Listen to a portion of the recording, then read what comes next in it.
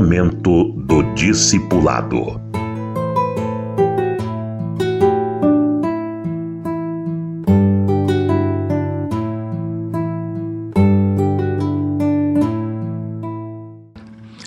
Eu quero falar um pouco sobre a vida plena e abundante que Deus tem para um discípulo.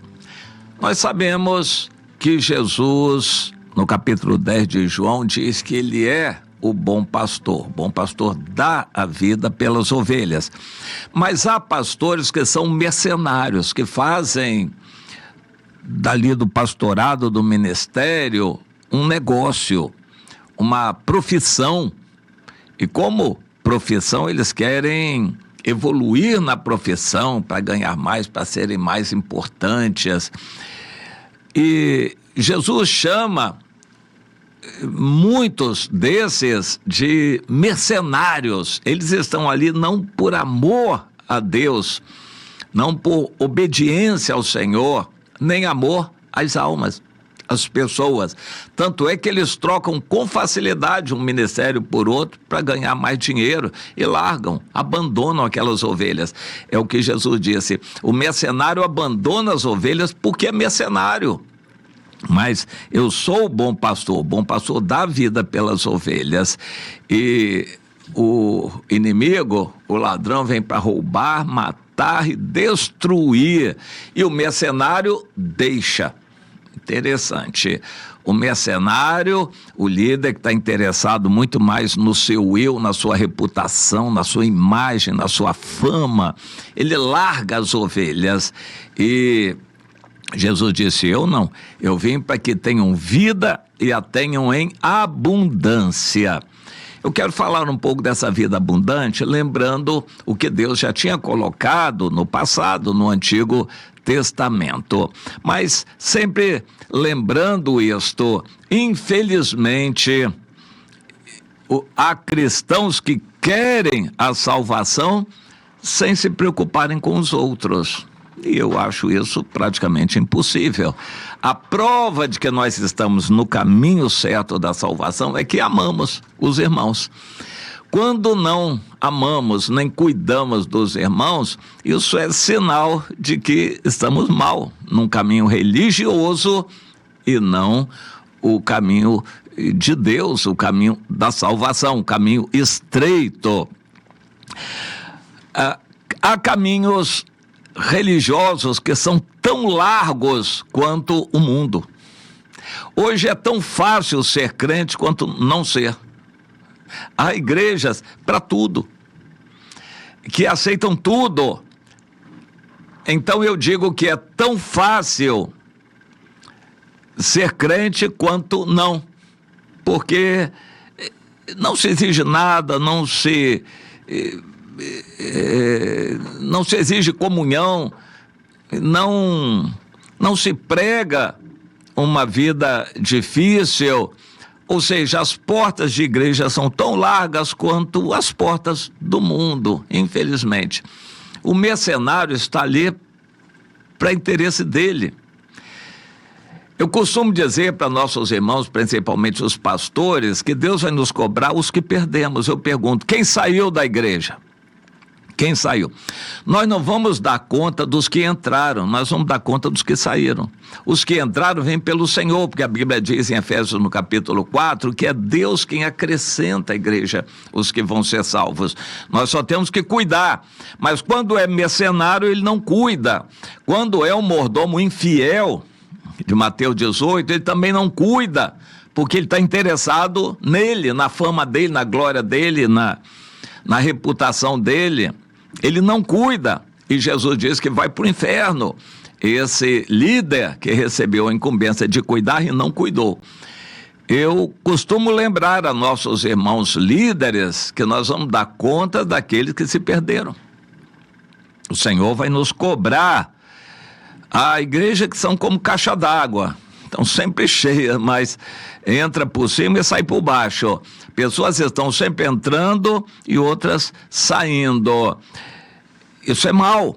Deus acrescenta, mas nós temos que cuidar.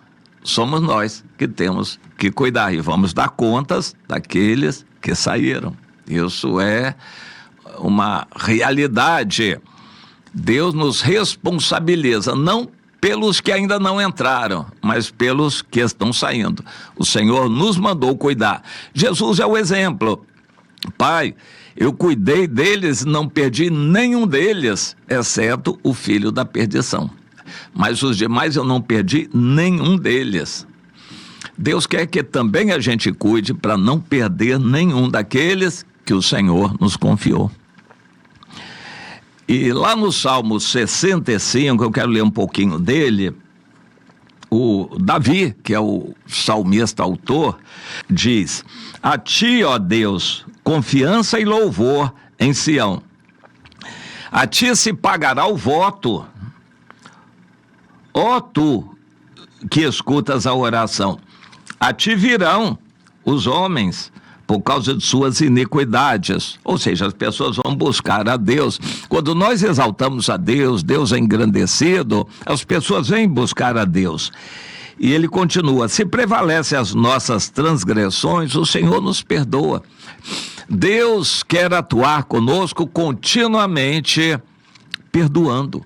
Mas nós temos que ir a Ele continuamente confessando, reconhecendo, confessando e arrependidos. E Ele estará sempre pronto a nos perdoar. E mais pessoas virão, porque o Senhor vai trazê-las, já que nós estamos ensinando o caminho bom. Bem-aventurado, feliz aquele a quem o Senhor escolhe e o faz aproximar-se dele, para que assista nos seus átrios. Ou seja, é um privilégio ser chamado por Deus, ser evangelizado e poder estar na presença de Deus. Isso é um privilégio. E Davi continua: sendo assim, nós ficaremos satisfeitos com a bondade da tua casa. Estar na casa de Deus é um prazer, é um privilégio para quem é do Senhor. E é um peso para quem é crente e ama o mundo. Estar na casa de Deus é um peso. Tem gente que só chega atrasada. E mesmo que chegue cedo, fica na porta batendo papo, porque nunca entra para cultuar a Deus antes da hora. E para ele a hora é sempre depois da hora.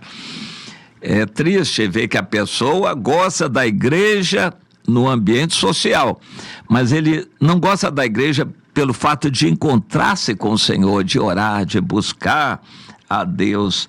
Isso é uma marca de quem vai ser salvo, de quem agrada a Deus, é ter prazer no Senhor. E então Davi passa a dizer nesse Salmo 65, o Senhor vai nos responder com feitos tremendos.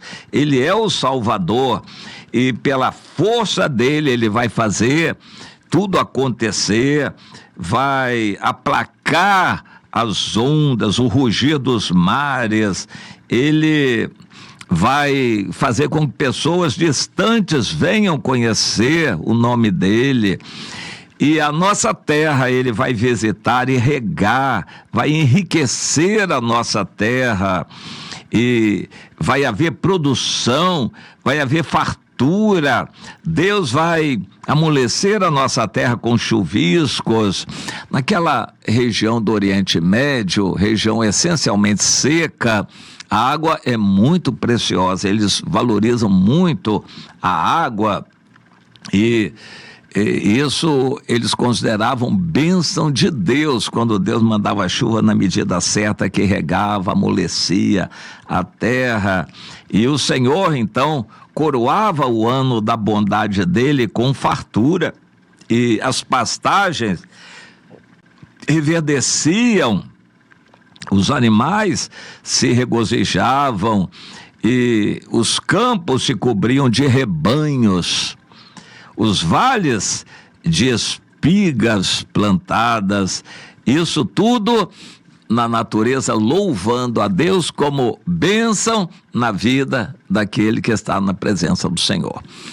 Eu vou deixar isso aqui claro. Deus tem interesse em que você seja abençoado em toda a sua vida. Não é para todos que Deus tem um chamado de dedicação exclusiva para serem levitas, sacerdotes, pastores, obreiros de tempo integral. Deus quer que você seja abençoado na sua tarefa, desde que você bote Deus em primeiro lugar. Valorize o Senhor, tenha prazer em estar na casa do Senhor, fale do Senhor. Deus vai abençoar você em todas as coisas. E quando no Salmo 66 você for louvar a Deus, você vai encontrar o Senhor, vai agradecer pelos feitos tremendos que o Senhor faz. Você vai entrar na casa de Deus e pagar os votos. E voto porque no dia da angústia você fez um voto e Deus atendeu, e aí você vai agradecer, vai louvar, vai render ações de graças ao Senhor. Você vai ter prazer. Isso é característica de alguém que agrada a Deus, um discípulo aprovado, que vai ser salvo e que vai fazer outros discípulos. Agora, mire a sua vida nesse padrão. Você está sucumbindo, se rendendo às lutas, e por causa das lutas deixa de buscar o Senhor, de ler a Bíblia, de orar.